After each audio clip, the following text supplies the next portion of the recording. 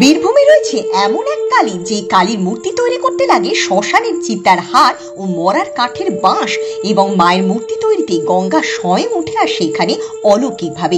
108টি নরমুণ্ডের উপর মা প্রতিষ্ঠিত। মায়ের বেদিতে রয়েছে 108টি নরমুণ্ড। এই যে বেদি দেখছেন, মা যার উপর অধিষ্ঠিত হয়ে আছে সেটা 108টা নরমুণ্ডের উপর বেদিতে স্থাপন করা আছে। মন্দিরের ঠিক পাশে রয়েছে মায়ের ভৈরব, যেখানে রয়েছে অপঘাতে মৃত্যু মহিলাদের নরমুণ্ড। এইগুলো সবই তন্ত্র সাধনায় কাজে লাগে।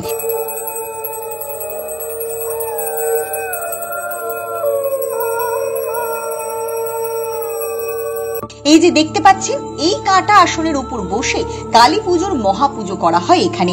এই কাটা আসনে বসেই মহাপুজো যেটা করতে হয় মায়ের, সেই পুজোটা টোটাল এই কাটা আসনে বসেই করতে হয়। সেটি দেখতে পাবেন কালী পুজোর সময় এলে। মন্দিরের মাকে ঘিরে রয়েছে বহু আসন, যেগুলোর প্রত্যেকটিতে রয়েছে এক দুটো করে নরমুণ্ড কঙ্কাল। মা এখানে খুবই জাগ্রত।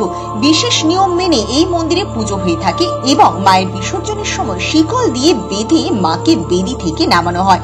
এই মন্দিরে এলে সকল ভক্তদের মনস্কামনা পূরণ হয়। জাগ্রত এই মন্দির রয়েছে বীরভূমের দুবরাজপুরে, যা দুবরাজপুর শ্মশান কালী নামে পরিচিত। ভিডিওটি ভালো লাগলে শেয়ার করুন ও চ্যানেলটি সাবস্ক্রাইব করুন।